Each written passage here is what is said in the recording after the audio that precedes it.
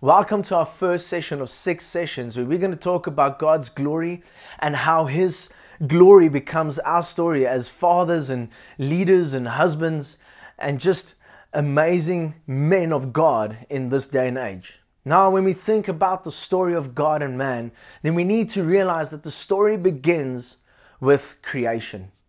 It is a story of care and love, a story of God reaching out to us, and a story of God being for us and with us. The story kicks off with God creating the earth. And in the beginning, we discover that He is the Almighty who creates when He speaks. Now, in Genesis 1, verse 1, in the beginning, God created the heavens and the earth. And it's almost too grand for our human minds to grasp that God has always been there. He is greater than time. He stands outside of time and matter. God's Spirit hovered over the waters, and with a word He commanded, "Let there be light." And there was light. He separated the waters from the land. He placed the sun, moon, and stars in their positions. Have you ever climbed a mountain or been on the ocean? Just imagine what it would look like, or what it did look like, when God just, by speaking, moved all the water in the earth around. Can you feel the weight of God's greatness in this first part of the creation story?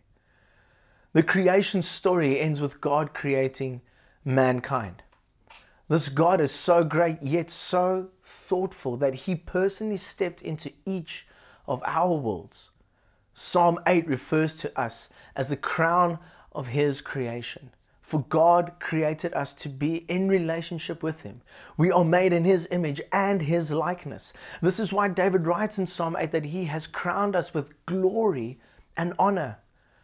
Genesis 1 verse 26 says, "Then God said, let us make mankind in our image and in our likeness, so that they may rule over the fish in the sea and the birds in the sky, over the livestock and all the wild animals, and over all the creatures that move along the ground."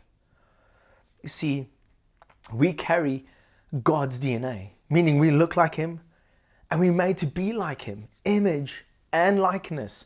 Our purpose is to live in relationship with God. This is the environment God supplies us, wherein we can thrive and grow. Think of gardening. Some plants need direct sunlight to grow. And if you plant them in the shade, they'll never reach their full potential, or they'll even die. We were created to live from relationship with Him. It's like a plant needing sunlight and receiving it. Relationship. This is the environment where we flourish and reach our full potential. You see, God wanted His story to be woven into the story of mankind. He Himself wants to be the garden in which we walk.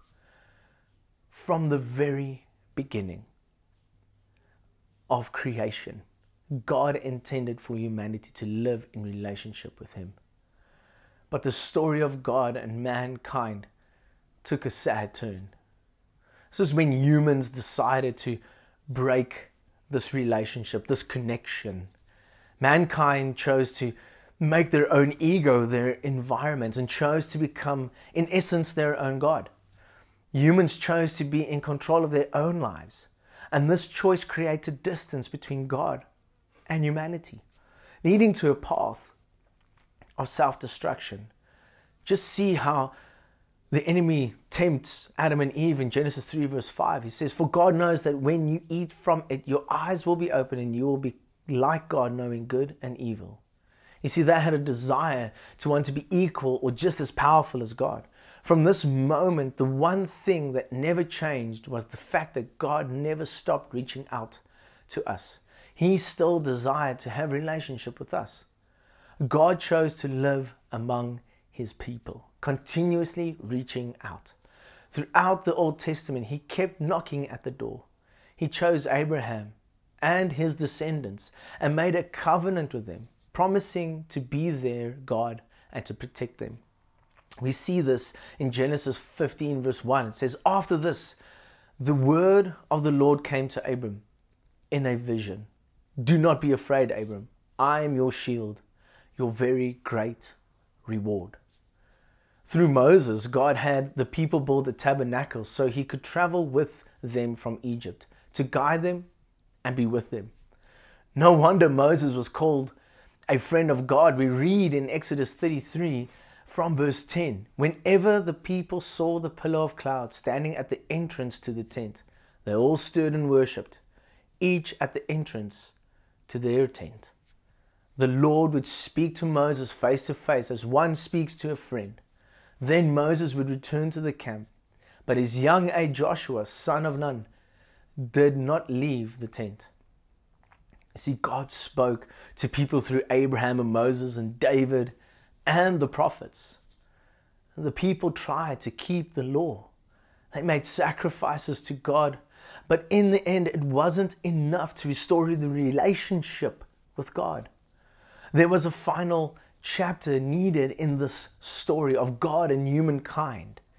And in this final chapter of His glory, of His story, God spoke through Jesus. Jesus came to finally restore the relationship between us and God. Hebrews 1 verse 1 to 3 says the following: in the past, God spoke to our ancestors through the prophets at many times and in various ways. But in these last days, He has spoken to us by His Son, whom He appointed heir of all things, and through whom also He made the universe. The Son is the radiance of God's glory and the exact representation of His being, sustaining all things by His powerful word. After He provided purification for sins, He sat down at the right hand of the Majesty in heaven.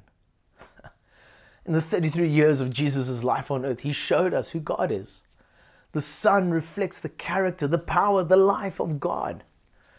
The headline of this final chapter is the story of God, and that is that God is love.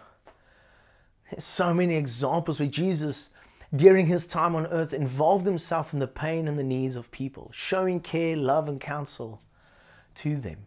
Mark 10 from verse 46 explains a story just like that. And they came to Jericho, and as He was leaving Jericho with His disciples and a great crowd, and Bartimaeus, a blind beggar, the son of Timaeus, was sitting by the roadside. And when he heard that it was Jesus of Nazareth, he began to cry out, "Jesus, Son of David, have mercy on me." And many rebuked him, telling him to be silent. But he cried out all the more, "Son of David, have mercy on me." And Jesus stopped and said, "Call him." And they called the blind man, saying to him, "Take heart, get up, he's calling you." Throwing off his cloak, he sprang up and came to Jesus. And Jesus said to him, "What do you want me to do for you?" And the blind man said, "Rabbi, let me recover my sight." And Jesus said to him, "Go your way, your faith has made you well." And he immediately recovered his sight and followed Him on the way. See, there was a large crowd around Jesus, but there was a man who saw Jesus as his source and healing and help, and he reached out to Him. See, this is where we see a moment where a person's faith and Jesus' care meets. Many people followed Jesus, but Bartimaeus' faith in Jesus touched his heart. The climax of Jesus' story in the human life is where He showed His love for us by dying on the cross. Jesus broke down all distance between God and mankind. The writer of Hebrews says He gave His life so that we could be purified from sin. We could never get to a place where we were good enough or deserved to be in relationship with God. See, the sacrifices, the law, everything that came with it, it could never fully restore that relationship. But through Jesus, the Lamb who became the final sacrifice, the final word on the cross, He declared that we are good enough to be in relationship with God. So that with Jesus, we can take our place in the presence of God, clothed with glory and honor. Today, we can experience His glory in our story. Today, we know Him as the God of second chances. And when His hand touches our pain, we are healed. I mean, I've experienced this in my life firsthand. I lived a life for a long time thinking that I'm a victim of certain things that have happened to me. And all I did was to look for my own solutions to fill the void that was in my heart. Now, one evening, a man kindly confronted me about my faith in Jesus. My first response was, but I am a Christian. But after we had a conversation, went deeper, I realized that I was living a religious life, not a life connected to this relationship, this environment that I need, who is Jesus. That night, I can remember so well, I wasn't confronted by a man. I was confronted by Jesus Himself. In that space, I gave my heart to Him as I realized He's my source, my truth, my helping hand through life and my struggles. You need to remember this one thing. You are number one on His agenda. Just like the blind man, you are not just part of the crowd. Jesus knows you by name and His love flows towards you. And He wants that love to flow through you. He is writing the story in your life. He's always with you. You only need to accept Him as your Lord and Savior.